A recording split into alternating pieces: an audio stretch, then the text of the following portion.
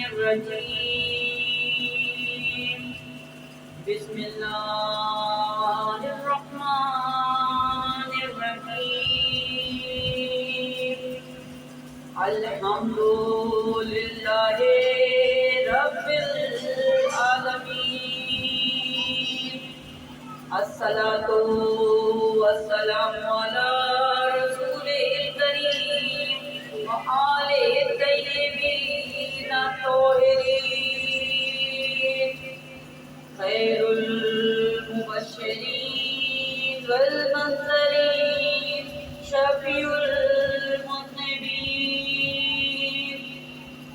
المخاطب طه ياسين النبي مؤيد ورسول المصدق أبي القاسم محمد اللهم صل على محمد وآل محمد وآله الطيبين الطاهرين المعصومين المظلومين ولعنة الله على أعدائهم أجمعين من يومنا هذا إلى يوم الدين أما بعد فقد قال الله تبارك وتعالى في كتاب المبين وهو أصدق الصادقين إنما يريد الله ليذهب عنكم الرجس أهل البيت ويطهركم تطهيرا اللهم صل على محمد وآل محمد تمام حمد و ثنا اس پروردگار عالم کے لیے ہے کہ جو لائق حمد و ثنا ہے، جس کی حمد ہماگیر ہے، جس کی عظمت و شان بلند ہے، جس کی نعمتوں سے کسی کا دامن خالی نہیں ہے، نہ اس کی مغفرت سے کوئی مایوس ہے۔ تمام حمد و ثنا اس پروردگار عالم کے لیے کہ جس نے حمد کو اپنے ذکر کا افتتاحیہ قرار دیا۔ بے شک بابرکت ہے وہ پروردگار کہ جس کی ذات تک ہمتوں کی بلندیاں پہنچ نہیں سکتی اور عقل و فہم کی ذہانتیں اسے پا نہیں سکتی۔ شکر ہے اس خدا کا کہ جو اپنے فضل و کرم کا دامن پھیلائے ہوئے ہے اور اپنے جود و عطا کا ہاتھ بڑھائے ہوئے ہے، اور لاکھوں درود و سلام بھیجتے ہیں اپنے پیارے نبی حضرت محمد مصطفیٰ صلی اللہ علیہ وسلم۔ صل على محمد وآل محمد کہ جو نبی رحمت ہیں اور آپ کی آل پر کہ جو امت کے لیے سامان شفاعت اور دین کے لیے روشن مینار ہیں۔ بے شک یہ محمد اور آل محمد ہی وہ ہستیاں ہیں کہ جنہیں پیدا کرتے ہی خود پیدا کرنے والا درود میں مصروف ہو گیا۔ درود میں اللهم صل على محمد وآل محمد آج کی مجلس کا میں ایک لفظ عقیلہ بنی ہاشم، آبدائے آل محمد، شریکۃ الحسین، مسافرائے شام، فاتح کوفہ و شام، عالیہ ثانیہ زہرا، ام المصائب، جناب زینب سلام اللہ علیہ وسلم۔ اللهم صل على محمد وآل محمد دیکھیں اگر ابن آدم کی تاریخ کو صرف 2 لفظوں میں لکھا جائے تو وہ 2 لفظ یقیناً حسین اور زینب۔ زینب ہمالہ سے زیادہ بلند، نیل سے زیادہ گہرے، ہیرے سے زیادہ سخت اور شام و سحر سے زیادہ منظم کردار کا نام ہے کہ اس کردار کی عظمت کے لیے صرف اتنا ہی کہہ دینا کافی ہے کہ اس نے حسین جیسے فاتح اعظم کو حیات جاوداں عطا فرمائی۔ دیکھیں جناب زینب کے یوں تو آپ کو بے شمار فضائل و مناقب نظر آئیں گے، لیکن رسول خدا کی محفل ہے اور کسی نے آ کر پوچھ لیا کہ یا رسول خدا یہ بتائیے کہ کیا کائنات کی زینتوں کو اکٹھا کیا جا سکتا ہے؟ تو اس وقت میرے نبی نے فرمایا کہ کائنات کی تمام زینتیں سمٹ کر آ گئی نام علی ہے۔ اور اگر میں یہ کہتی ہوں تو غلط نہ ہوگا کہ کائنات کی تمام زینتیں وجود علی میں سمٹ کر آ گئی اور علی کی زینت کا نام ہے زینب۔ دیکھیں جناب زینب کا کیا مقام و مرتبہ ہے کہ اول اور آخرین میں صرف 2 بیویاں ایسی ہیں کہ جن کو یہ اعزاز حاصل ہے۔ ایک ہے ام ابیحہ، ایک ہے زینب ابیحہ، یعنی جناب فاطمہ زہرا رسول خدا جیسے باپ کی ماں ام ابیحہ، اور جناب زینب سلام اللہ علیہا علی جیسے باپ کی زینت۔ تو کیا کہنے جناب زینب کے مقام و مرتبے کے؟ تو دیکھیں تاریخ یہ کہتی ہے کہ جناب زینب کا ایک لقب بہت مشہور ہے اور وہ ہے عقیلہ بنی ہاشم۔ اس لقب پر ہم نے غور کیا تو دماغ میں یہ آیا کہ بی بی کا نام عاقلہ کیوں نہیں تھا، عاقلہ بنی ہاشم ہوتا۔ یہ عقیلہ بنی ہاشم کا مقصد اور مطلب کیا ہے؟ تو دیکھیں عقیلہ کا اگر مطلب اور مفہوم سمجھنا ہے تو پہلے ہمیں امیر المومنین علی ابن ابی طالب کو سمجھنا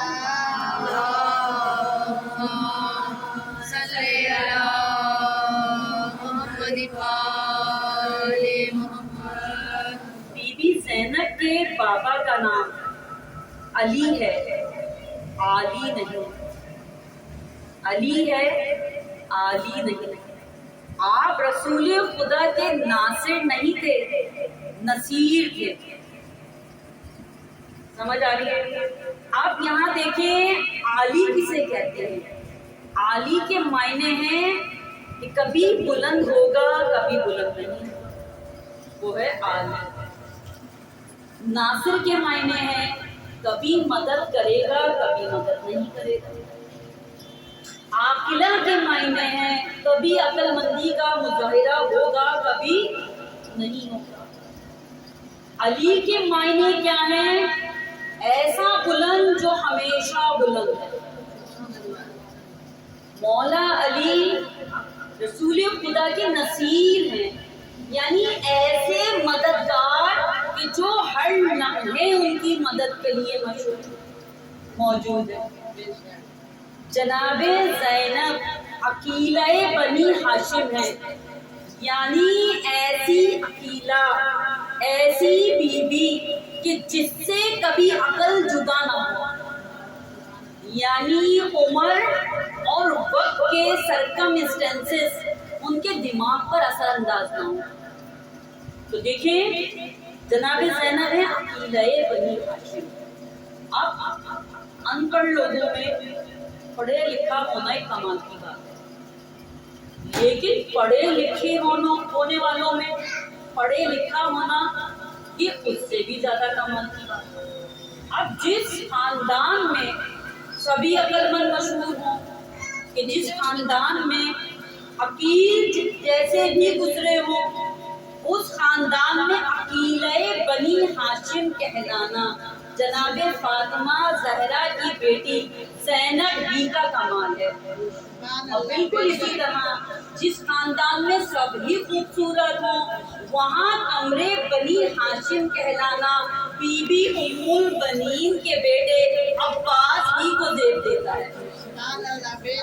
تو دیکھیں اب بی بی ہے عقیلہ بنی ہاشم، اب بی بی کے عقیلہ بنی ہاشم ہونے کو ذرا اس نظر سے بھی دیکھیے کہ تاریخ یہ کہتی ہے کہ جناب فاطمہ زہرا نے جو اپنا خطبہ فدر بیان کیا تھا اسے 3.5 گھنٹے میں جناب فاطمہ زہرا نے بیان کیا تھا۔ اور یہ جو خطبہ فدر ہے یہ ہم تک کس کے ذریعے پہنچا؟ مولا علی کے ذریعے نہیں پہنچا، امام حسن اور امام حسین بھی اس کے راوی نہیں ہیں، جناب فضہ کے ذریعے بھی نہیں پہنچا۔ یہ وہ خطبہ فدر ہے کہ جس کو سمجھنے کے لیے علماء کرام کے سیمینار منعقد ہوتے ہیں، علماء کرام کا بورڈ بیٹھتا ہے، جب کہیں جا کے اس خطبہ فدر کے کچھ نکات کو درک کرنے کی صلاحیت کو حاصل کر پاتے ہیں۔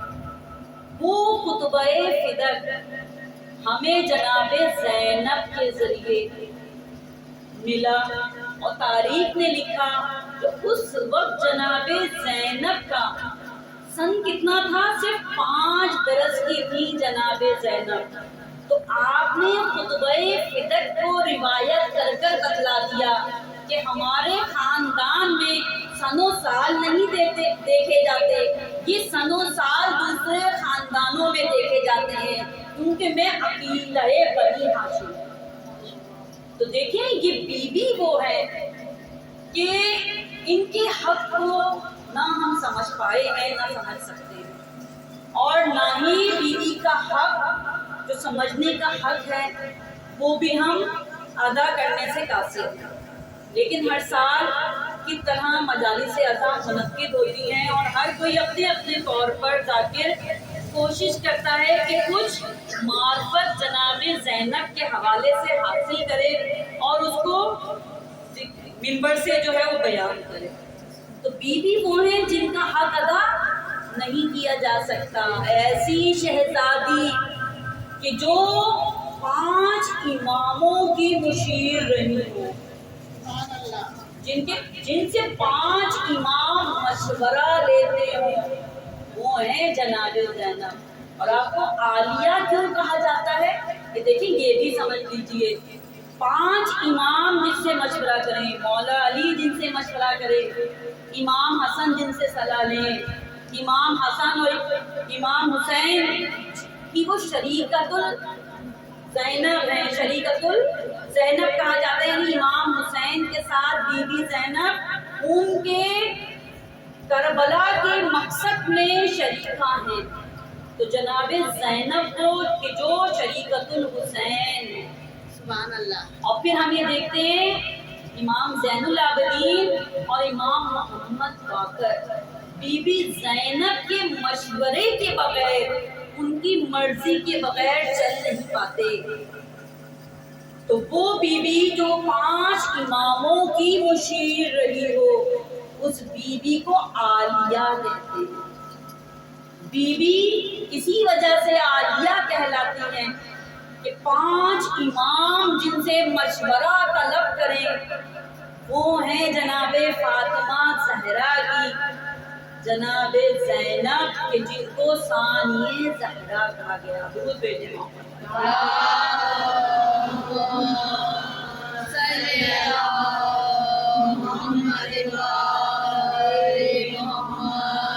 ہماری یہ بی بی زینب مبلغہ توحید بھی ہیں اور محافظہ امامہ بھی، یعنی توحید کی تبلیغ کرنے والی ہے جناب زینب، اور امامت کی محافظ ہیں جناب زینب۔ دیکھیں مولا کائنات کو رسول خدا نے غدیر میں جو ہم تک ولایت پہنچائی ہے وہ پہنچائی ہے، منوائی نہیں۔ رسول خدا نے جو ولایت جو امامت ہم تک پہنچائی وہ پہنچائی ہے، منوائی نہیں۔ جناب سیدہ نے یہ امامت بچائی ہے، امام حسن و امام حسین نے یہ امامت بچائی ہے، لیکن اس امامت کی محافظہ ہیں، اس کو نشر کرنے والی ہے جناب زینب۔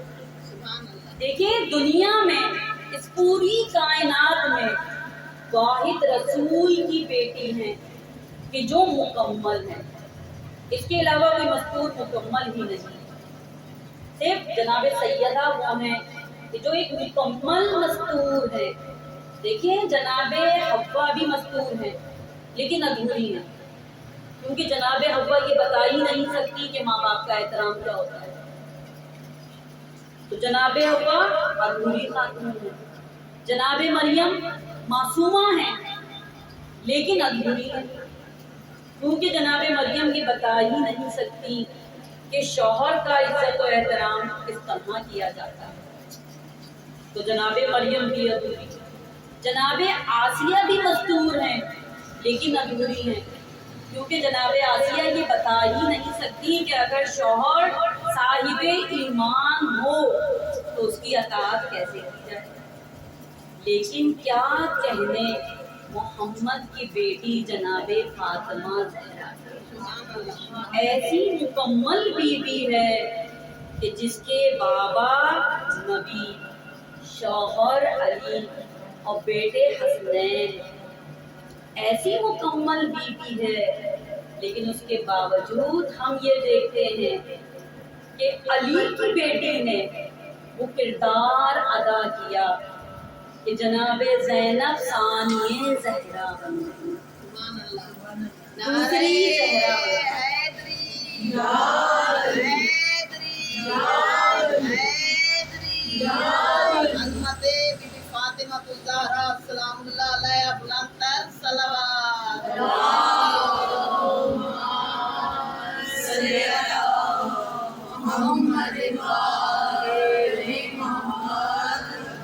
بی بی زینب ثانیہ زہرا بن گئی، دوسری زہرا بن گئی، اور آج تک علی کی بیٹی کا کوئی ثانی نہ ہو سکا، یعنی کوئی ثانیہ زینب نہیں بن سکا۔ تو ایسی مستور ہیں جناب زینب کہ اگر میں یہ کہہ دوں تو غلط نہ ہوگا کہ جناب فاطمہ زہرا کو مکمل کرنے والی ہیں جناب زینب۔ اب دیکھیں پروردگار عالم سورہ احزاب میں ارشاد فرما رہا ہے کہ ہم نے ایک بوجھ زمینوں کی جانب دیا، زمینیں اس بوجھ کو اٹھا سکتی ہیں یا نہیں اٹھا سکتی؟ زمینیں اپنی وسعت کے باوجود اس بوجھ کو انکار کر دیتی ہیں اٹھانے سے۔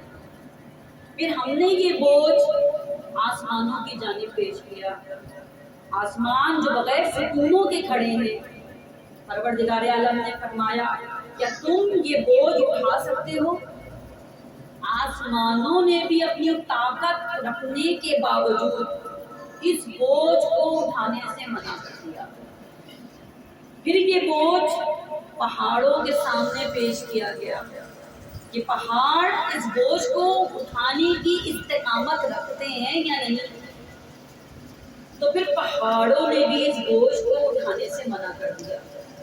کہ کسی نے ہمارے معصوم سے پوچھا کہ مولا اس آیت کی تفسیر تو بیان کیجیے، تو اس وقت معصوم نے فرمایا کہ اس آیت میں پروردگار عالم زمینوں، آسمانوں اور پہاڑوں کی کمزوری بیان نہیں کر رہا، بلکہ ان ہستیوں کی طاقت، استقامت اور وسعت بیان کر رہا ہے کہ جو اس بوجھ کو اٹھانے کے لیے راضی ہوئے۔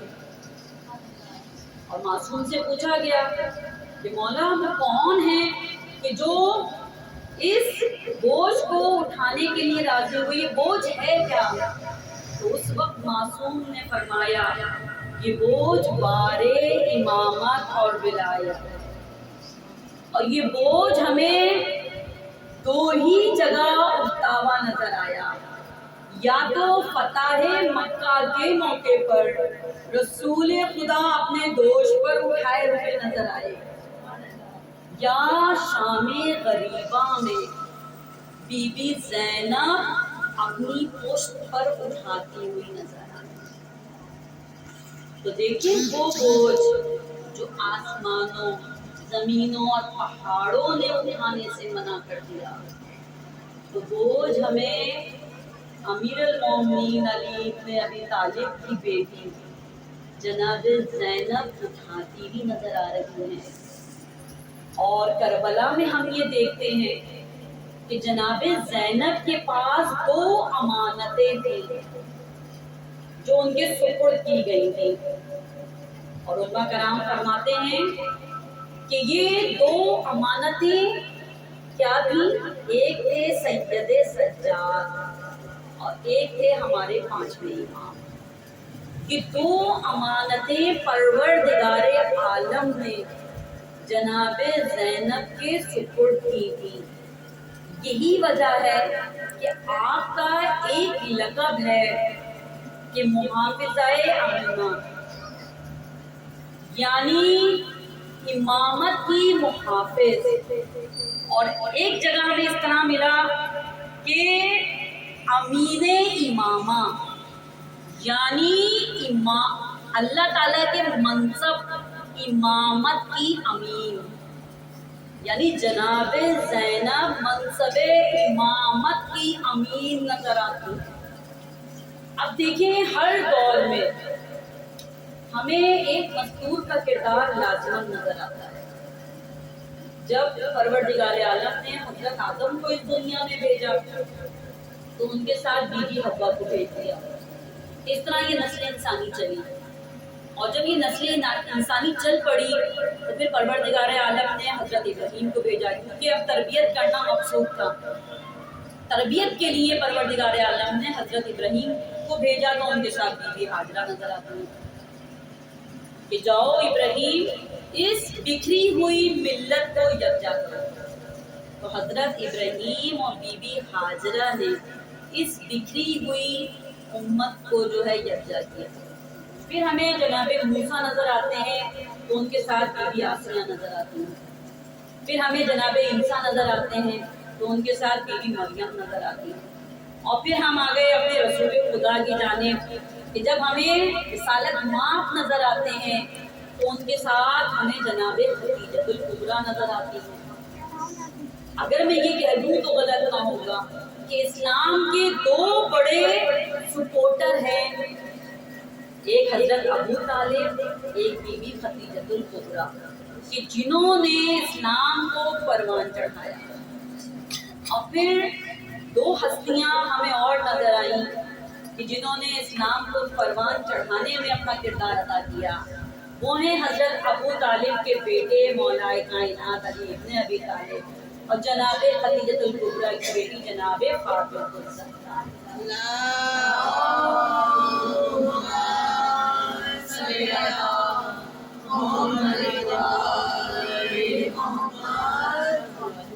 تو اب اسلام پروان چڑھنا شروع ہو گیا اور رسول خدا جو ہے مکے میں داخل ہوئے.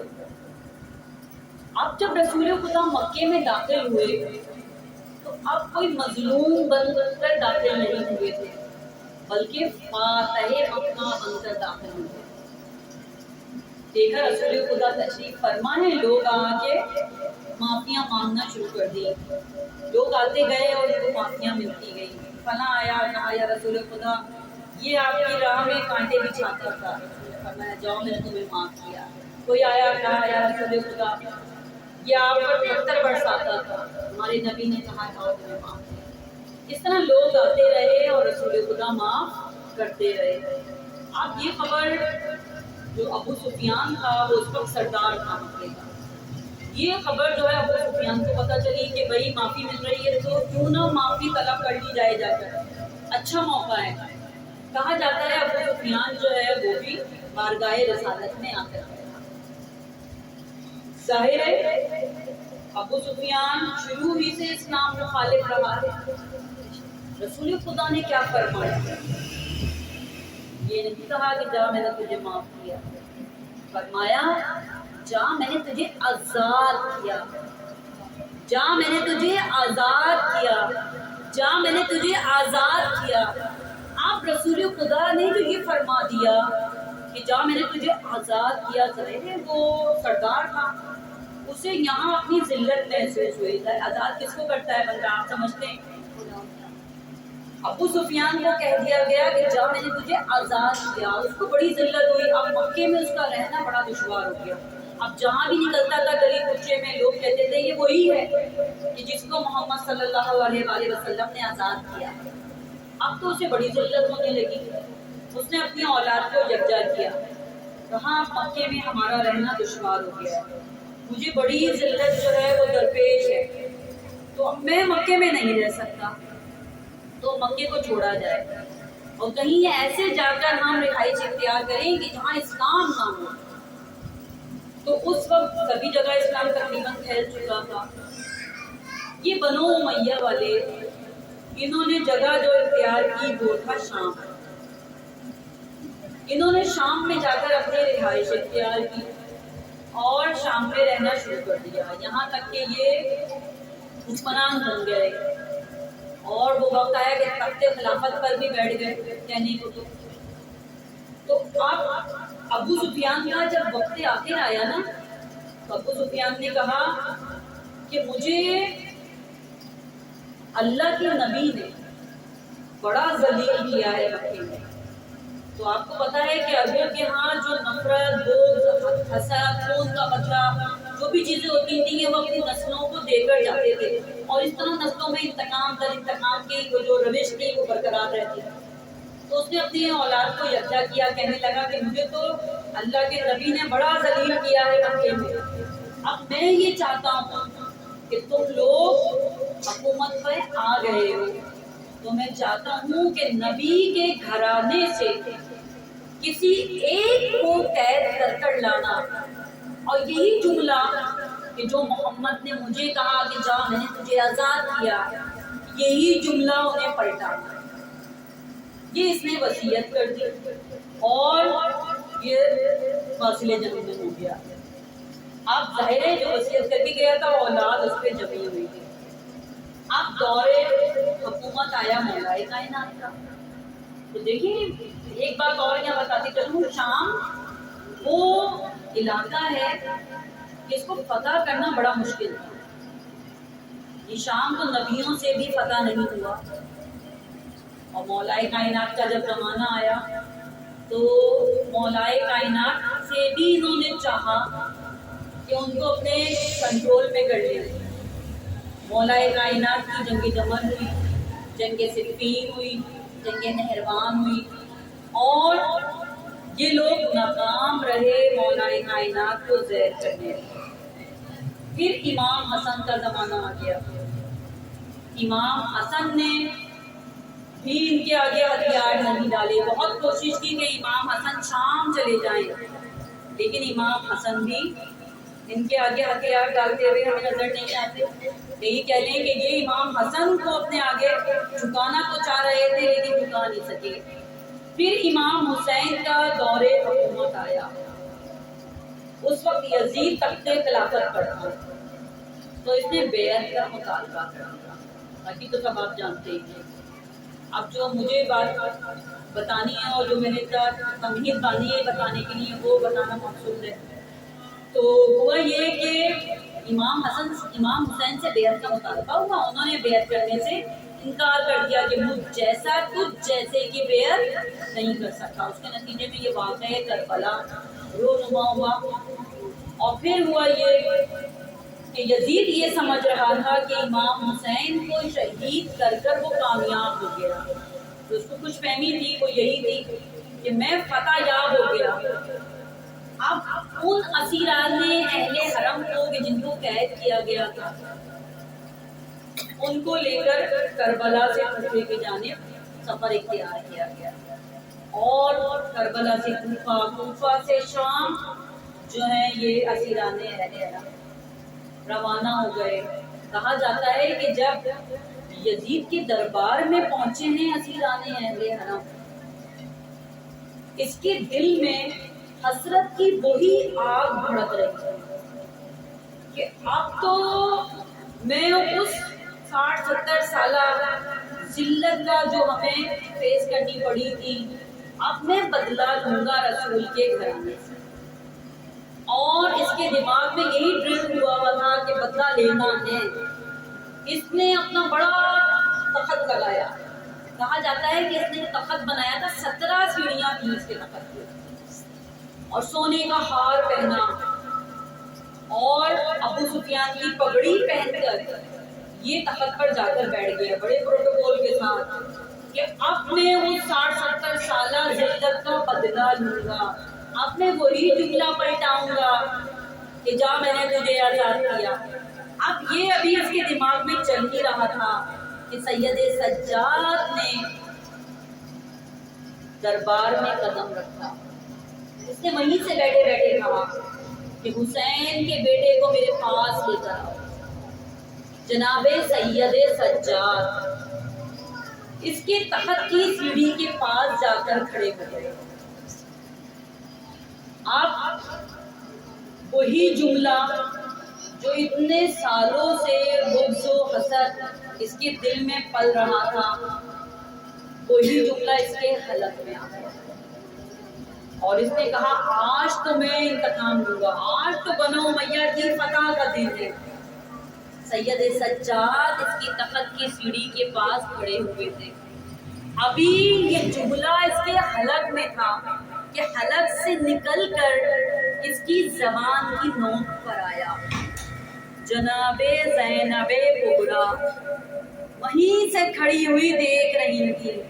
कहा जाता है अभी ये जुमला इसकी ज़बान की नोक पर था कि जनाबे ज़ैनब ने सैयदे सज्जाद के कंधे पर हाथ रखा और जनाबे सैयदे सज्जाद को हटाया और आगे बढ़कर कहा, देखिए आप, इससे पहले मैं बीबी का जुमला कहूँ एक चीज और मंजर कशी कर दूँ आपको। इसने ये सोचा था कि मुझे मक्के में जो हमें जिल्लत का सामना हुआ, हमने तो सिर्फ मक्के वालों के सामने जिल्लत बर्दाश्त की है, अब हम नाउज़ुबिल्लाह आले मोहम्मद असीर होकर आ रहे हैं। इसने सारे रईसों को खतूत लेकर मजबूर किया।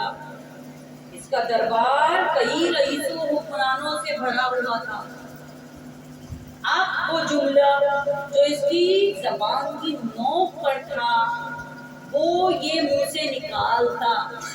जनाबे ज़ैनब आगे बढ़ी और कहने लगी कि ए इब्ने दुल्का। बस बीबी ने ये कहा कि ए हमारे आजाद करदा गुलाम के बेटे। अब वो तमाम लोग, वो हुक्मरान जो बैठे हुए थे, जाहिर है वो तो बादशाह, उनके नजदीक तो बादशाह था ना, अब वो सारे हुक्मरान जो बैठे हुए थे उनमें बातें शुरू हो गई और उन्होंने कहना शुरू कर दिया कि ये इतने सालों से हुकूमत पर बैठे हुए हैं, इसने इतने सालों से हुकूमत की और इसने ये बताया ही नहीं कि ये तो गुलाम ज़्यादा है। अभी लोगों में ये बातें हो ही रही थी। तो देखिए हसब नसब हर जगह काम आता है। तो किसी ने कहा कि हो सकता है इसका बाप गुलाम हो, माँ किसी अच्छे नसब से ताल्लुक रखती हो। अभी लोगों में ये बातें हो ही रही थी। बीबी ज़ैनब ने अपना अगला जुमला जो कहा तो सबको पता चल गया कि ये है कौन। बीबी ने क्या कहा, इब्ने दुल्का, ए हमारे आजाद करदा गुलाम के बेटे, ए यब्ने ज़क्का, कि ए झंडे वाली औरत के बेटे, ए बद किरदार माँ की औलाद,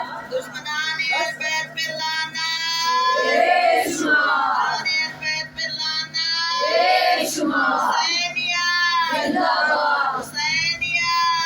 मुर्दाबाद यजीदियत मुर्दाबाद यजीदियत मुर्दाबाद नाने पर पिलाना बेशुमार नारा हैदरी लाहौर हैदरी लाहौर हैदरी लाहौर मोहम्मद वाले मोहम्मद बुलंदर सलवात अल्लाहुम्मा सल्ली अला मुहम्मद वाले मोहम्मद। तो बस बीवी का जुमला फिर मुलाहिजा फरमाइए कि ए बद किरदार माँ की औलाद, तू क्या समझता है कि तूने हमें कैद किया है। अब जितने भी लोग बैठे हुए थे कहने लगे यजीद से, कौन है ये मस्तूर। कहा ये नबी की नवासी है, ये अली की बेटी है। कहा तूने क्या किया है।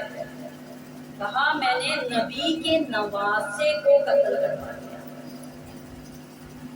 लोगों ने कहा क्यों कत्ल करवा दिया। कहा इसलिए कि हुसैन मेरा इख्तियार नहीं मान रहे थे। हुसैन अगर मेरा इख्तियार मान लेते तो मैं कभी उनको शहीद न करवाता। तो बस ये सुनना था। मेरी बीवी ज़ैनब 2 कदम आगे बढ़ी। कहा ऐ यजीद, हम तेरा इख्तियार नहीं मान रहे थे। ऐ यजीद, तेरा इख्तियार है क्या। जरा ये रोशन दानों से आने वाली हवा के शोर को तो रोक कर दिखा। यजीद कहता है कि हवा को कौन रोक सकता है। कहा ऐ यजीद, तू कह रहा है ना कि हमने तेरा इख्तियार नहीं माना, तेरा इख्तियार है कहाँ। चल तू अपना इख्तियार आजमा। ये तेरे दरबार में जो घोड़े खड़े हैं, ये घोड़े जब पाँव उठाते हैं, इनकी टापों से, इनके सुओं से एक आवाज पैदा हो रही है। जरा ये आवाज का ये शोर जो है ये तो जरा रोक कर दिखा। कहा ऐ अली की बेटी, ये शोर मैं नहीं रोक सकता। बीवी कहती है कहाँ है तेरा इख्तियार। तू इंसानों पर अपना इख्तियार